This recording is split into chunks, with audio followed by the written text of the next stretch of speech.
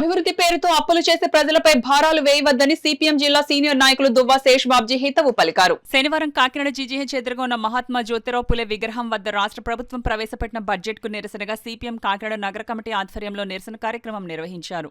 ఈ సందర్భంగా CPM senior నాయకులు దువ్వా శేష్ బాబ్జీ మాట్లాడుతూ రాష్ట్ర చరిత్రలో అత్యంత భారీ బడ్జెట్ ప్రవేశపెట్టారని, అయితే ఎన్నికల హామీల అమలుకు తగిన విధంగా కేటాయింపులు లేవన్నారు.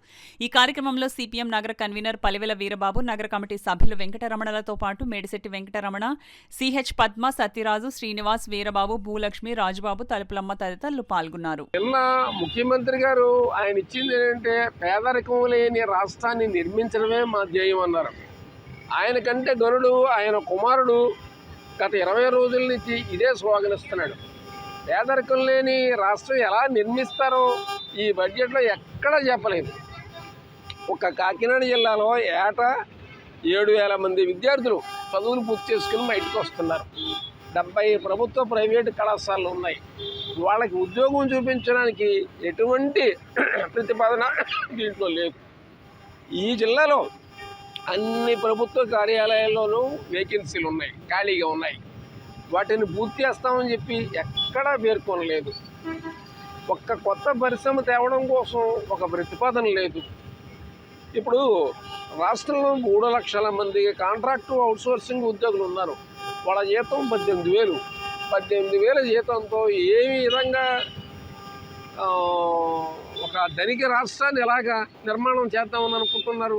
మిడ్ డే మీల్ వర్కర్ వేతనం 3,000, కాంట్రాక్ట్ వర్కర్ల వేతనం 10,000, ఆశా వర్కర్ వేతనం 10,000, అంగన్వాడీ అయ్యమ్మ వేతనం 7,000.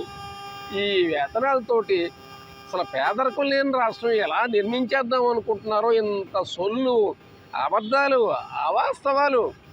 బడ్జెట్ మొదటి నుంచి చివరి దాకా వైసీపీ జగన్మోహన్ రెడ్డి ప్రభుత్వాన్ని తిడతానే ఉన్నారు. ఆ తిట్టి ఆర్థిక శాఖ మంత్రి ఎక్కడన్నా స్పోహతో పడిపోతాడేమో అని భయం వేసింది. ఎదర దిగిపోయింది. ఓడిపోయిన పార్టీని పట్టుకుంటే అన్ని బూతులు తిట్టవలసిన అవసరం ఉందండి. ఇంకా అయిపోయింది. ఇప్పుడు ఈయన ఏం చేస్తాడో చెప్పట్లేదు. అందుకని ఈ బడ్జెట్ని సమూలంగా మార్పు చేయాలని కోరుతున్నాం. కార్మిక సంక్షేమం, పేదవాళ్ళ సంక్షేమం గురించి దాంట్లో ఏంటంటే ఏమైనా నూతన ప్రతిపాదనలు చేయాలని కోరుతున్నాం. ఉదాహరణకి విడోలకి పెన్షన్ ఇస్తున్నారు కదా, ఎందుకు పెన్షను? ఉద్యోగం ఇవ్వమనండి, ఆవిడ చక్కగా ఉద్యోగం చేసుకుంటుంది. నిరుద్యోగులకి నిరుద్యోగ భృతి ఇస్తానన్నాం, నిరుద్యోగ భృతి లేదు, ఉద్యోగ కల్పన లేదు. అందుకని ఇంత పేలవమైన బడ్జెట్ చరిత్రలో ఎక్కడ లేని బడ్జెట్ ఏంటంటే తక్షణం మార్పు చేయాలని, ప్రజలకు అనుకూలంగా మార్పు చేయాలని చెప్పి చంద్రబాబు నాయుడు గారు చెప్పారు.